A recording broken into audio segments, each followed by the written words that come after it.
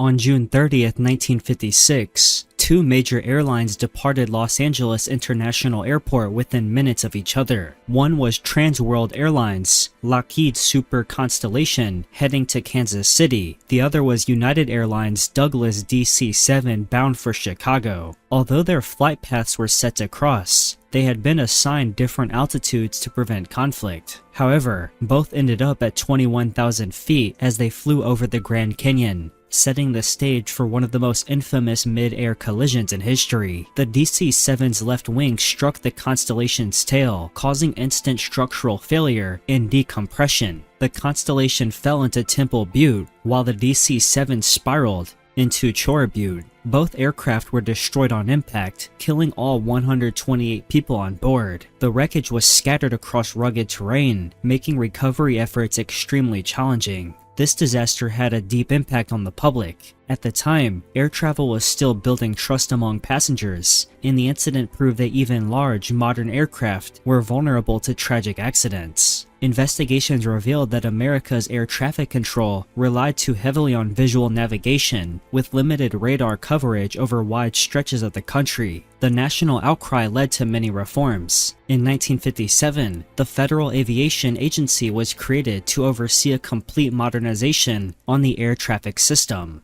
This included expanded radar coverage, more controlled airspace, and stricter altitude separation rules. Many of the systems and procedures we take for granted today were born from this accident. Every radar screen, every altitude assignment, and every controlled airway in the United States has roots in the lessons learned over the Grand Canyon that summer morning. On December 16, 1960, New York City witnessed one of the most devastating aviation disasters in its history. A United Airlines DC-8, Flight 826, was flying from Chicago to Idlewild Airport, while a TWA Lockheed Constellation, Flight 266, was approaching LaGuardia. Poor weather conditions over the city brought fog and sleet, reducing visibility and making precise navigation more difficult. At about 1 mile above the ground, the two aircraft collided. The TWA Constellation crashed onto Miller Army Airfield on Staten Island. The United DC-8 continued briefly before crashing into the Park Slope neighborhood in Brooklyn, igniting a massive fire that destroyed residential buildings and a church. The crash killed all 128 people aboard the two aircraft, as well as 6 people on the ground. Investigations determined that the United Flight had overshot its assigned airspace, possibly due to a navigational or procedural error. At the time, this became the deadliest aviation accident in United States history. The tragedy exposed weaknesses in communication between pilots and air traffic controllers, as well as the challenges of coordinating multiple busy airports in close proximity. On March 3, 1974, Turkish Airlines Flight 981, a McDonnell Douglas DC-10 flying from Istanbul to London via Paris-Orly, suffered a catastrophic mid-flight failure that led to the deaths of all 346 people aboard. This included 335 passengers and 11 crew members, making it one of the deadliest single aircraft disasters in aviation history. The flight took off from Orly Airport without apparent issues, but at about 11,000 feet, the aft left cargo door failed. This caused explosive decompression in the lower deck. The rapid pressure change collapsed part of the cabin floor, severing essential control cables to the tail section. 6 passengers were ejected from the aircraft, and the pilots immediately lost most control authority. Within minutes, the DC-10 entered a steep, uncontrolled descent and crashed into the Ermenonville forest north of Paris. Investigators quickly discovered that the cargo door design had a known flaw. A similar incident had occurred 2 years earlier on American Airlines Flight 96, but because that flight landed safely, the issue was not fully addressed. The locking pins on Flight 981's door had been filed down during maintenance, reducing their strength. The visual inspection port was also poorly designed, making it difficult for crews to confirm whether the door was truly secure. The disaster prompted urgent reforms in aircraft design and maintenance standards. Cargo door locking systems were redesigned with stronger mechanisms, better inspection windows, and warning indicators in the cockpit. On March 27, 1977, the deadliest accident in aviation history occurred at Los Rodeos Airport in Tenerife, part of Spain's Canary Islands. Two Boeing 747s, KLM Flight 4805 and Pan Am Flight 1736, collided on the main runway in heavy fog. The disaster claimed 583 lives, with only 61 people aboard the Pan Am aircraft surviving. That day began with a terror bombing at Gran Canaria Airport, forcing several incoming flights, including the two 747s, to divert to the smaller Los Rodeos Airport. This caused severe congestion, with aircraft parked on taxiways and forced to backtrack on the main runway. By the time the bomb threat cleared, thick fog had descended on the airport, reducing visibility to a few hundred feet. KLM 4805 was preparing for takeoff, while Pan Am 1736 was still taxiing on the same runway toward its own departure point. Due to miscommunication between the KLM captain, air traffic control, and the Pan Am crew, the KLM captain believed he had received clearance to take off. In reality, controllers had only instructed him to stand by. As the KLM aircraft accelerated down the runway, the Pan Am crew spotted it through the fog and tried to turn off the runway, but it was too late. The two aircraft collided in a massive explosion that destroyed both planes. The disaster led to major reforms, including mandatory standardized radio phraseology for adherence to explicit clearances, and widespread adoption of crew resource management training, which encourages all cockpit members to speak up if they detect danger.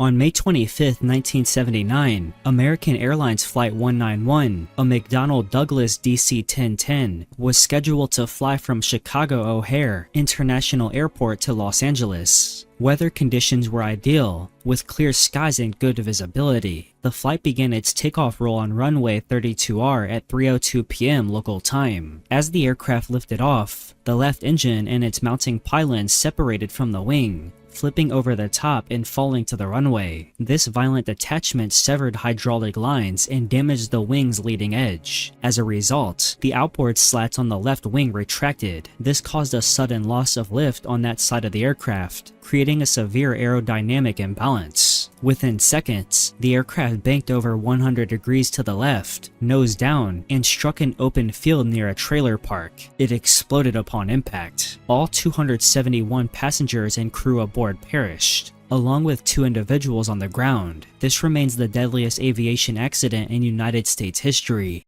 On August 19, 1980, Saudia Flight 163, a Lockheed L-1011, was on the final leg of a journey from Karachi to Jeddah, with a layover in Riyadh. 6 minutes after takeoff from Riyadh, climbing through 15,000 feet, the crew received a fire warning from the C-3 cargo compartment. The pilots decided to return immediately. They performed a safe landing and taxied off the runway onto a taxiway. However, evacuation did not begin right away. The engines continued running and all cabin doors remained closed. During these critical minutes, smoke and toxic fumes filled the cabin. The delay in evacuation sealed the fate of everyone on board. By the time the engines were shut down and doors were opened, 301 occupants had succumbed to smoke inhalation. The victims included 287 passengers and 14 crew members. No one survived. This accident remains the deadliest plane disaster in Saudi Arabian history.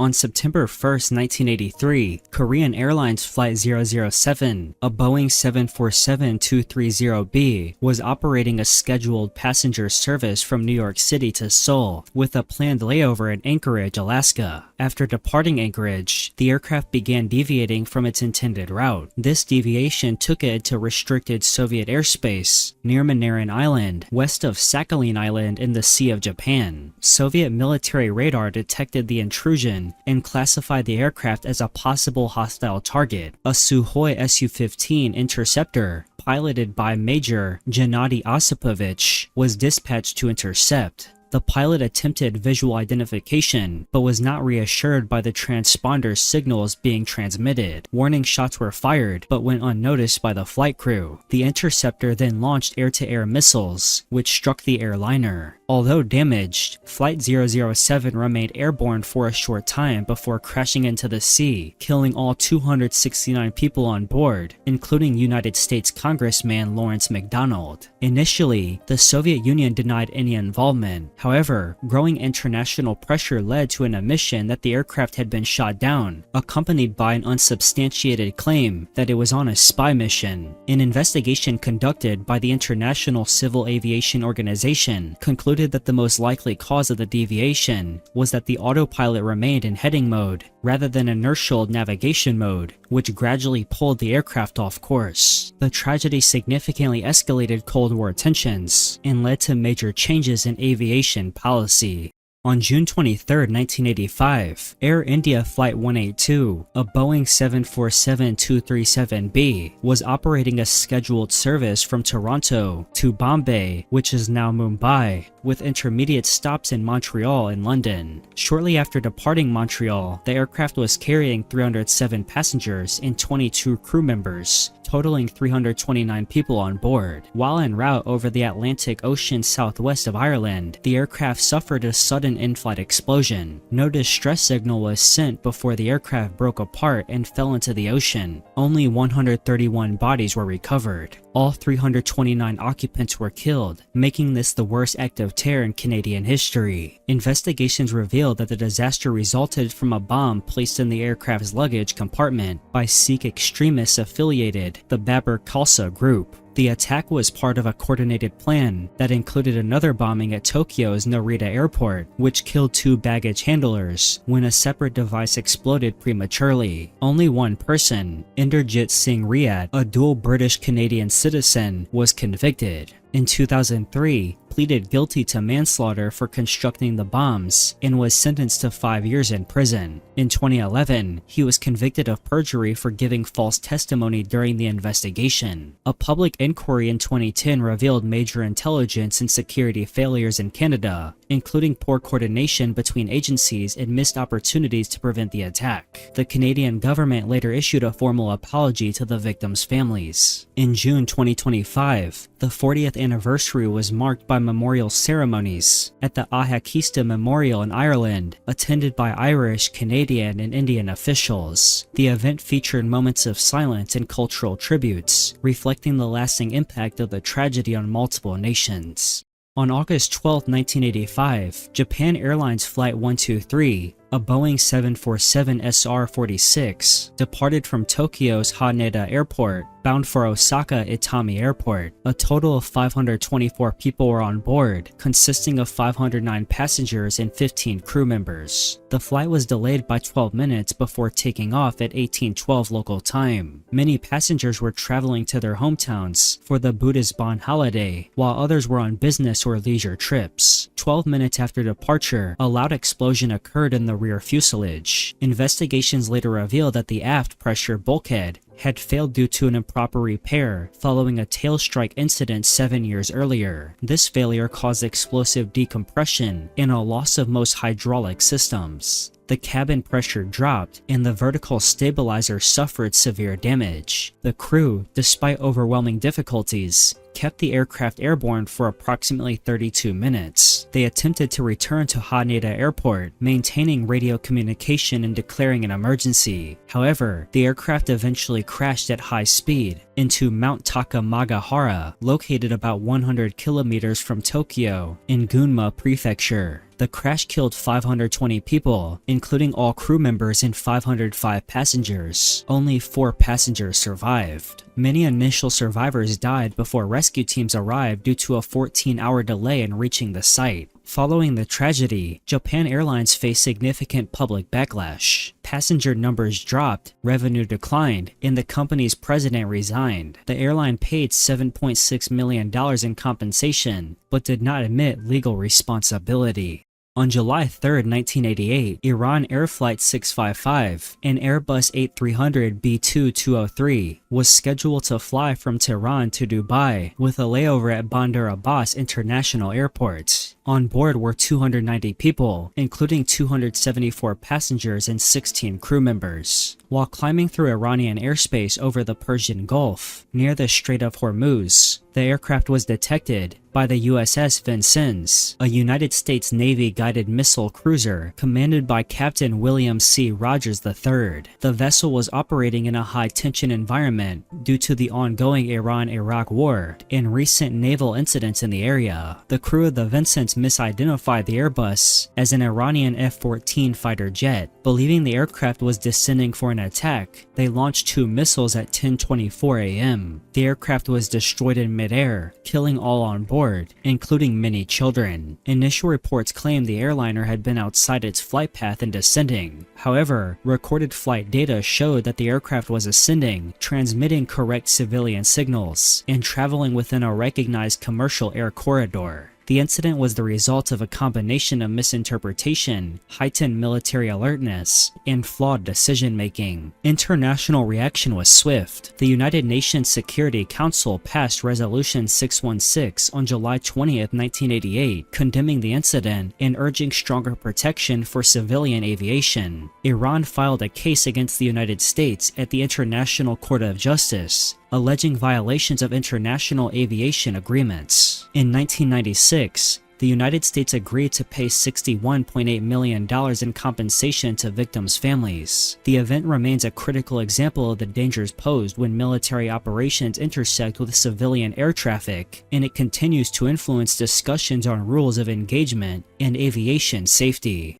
On November 12, 1996, India experienced its worst aviation disaster when 2 aircraft collided mid-air near the village of Charkhi, Dadri, approximately 100 kilometers west of Delhi. The aircraft involved were Saudia Flight 763, a Boeing 747-168B, bound for Dhahran and Jeddah carrying 312 people, and Kazakhstan Airlines Flight 1907, an Ilyushin IL-76TD, arriving from Chimkent with 37 people on board. The collision killed all 349 individuals, making it the deadliest mid-air collision in history, the most severe aviation accident in India, and one of the worst in global aviation history. Investigations revealed that the Kazakh crew failed to maintain the altitude assigned by air traffic control. Contributing factors included the crew's limited proficiency in English, which resulted in communication errors, and deficiencies in crew resource management. At the time, aircraft in Indian airspace were not equipped with airborne collision avoidance systems, which could have prevented the incident. The Charkhi Dadri disaster stands as a pivotal event in aviation history. It demonstrated how a single lapse in altitude maintenance, compounded by communication barriers and outdated technology, can result in catastrophic loss of life. On September 2, 1998, Swissair Flight 111, an MD-11, departed New York's JFK Airport at 2017 Eastern Daylight Time en route to Geneva, Switzerland. The aircraft carried 215 passengers and 14 crew members. Less than an hour into the flight, while cruising over Nova Scotia, the crew detected an unusual odor in the cockpit. Initially suspecting a problem with the air conditioning system, they soon realized there was a fire above the cabin ceiling. The pilots declared an emergency and prepared to divert to Halifax, beginning a fuel dump to meet landing weight requirements. However, the situation worsened rapidly as the fire spread. Multiple systems began to fail, and communication with air traffic control was lost. At 22:31 Atlantic Daylight Time, the aircraft crashed into the Atlantic Ocean near Peggy's Cove, Nova Scotia. All 229 individuals on board were killed. The investigation determined that the fire was fueled by flammable insulation materials combined with faulty wiring. The in-flight entertainment system was identified as a possible ignition source. The recovery operation was extensive, involving deep-sea searches and costing over 57 million Canadian dollars. The wreckage and victim remains were carefully recovered, and memorial sites were established near Peggy's Cove.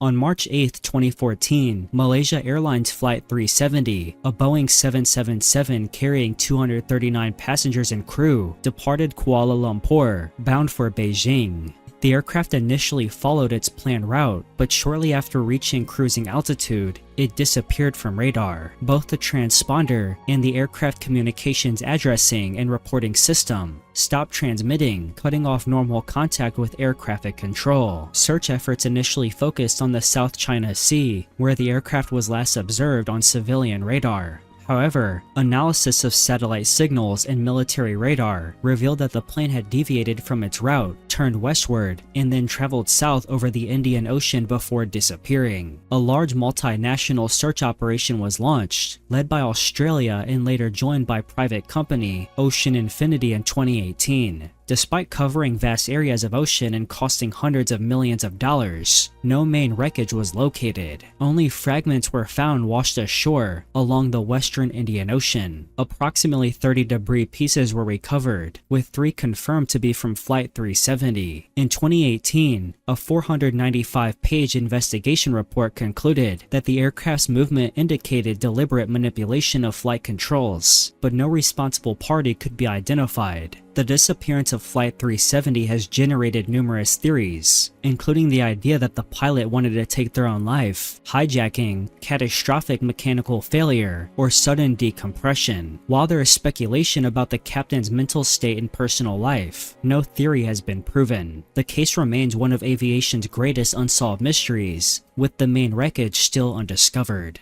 On July 14, 2014, Malaysia Airlines Flight 17, a Boeing 777, was on a scheduled flight from Amsterdam to Kuala Lumpur with 283 passengers and 15 crew members. While flying over eastern Ukraine, the aircraft was destroyed mid-air. Investigations by the Dutch Security Board determined that the airliner had been struck by a missile. The missile exploded just above the left side of the cockpit, causing severe structural damage and instant decompression. The forward fuselage was destroyed, and the aircraft broke apart before crashing onto the ground. All 298 people on board were killed. A joint investigation team consisting of representatives from the Netherlands, Australia, Malaysia, Belgium, and Ukraine concluded that the missile system had been transported from Russia into separatist-controlled territory in eastern Ukraine and was launched from that location. Following the attack, the missile system was returned to Russia. Criminal proceedings resulted in the conviction of 3 individuals, each sentenced to life imprisonment. 1 person was acquitted. The investigation and trial linked the attack to Russian-backed separatist forces.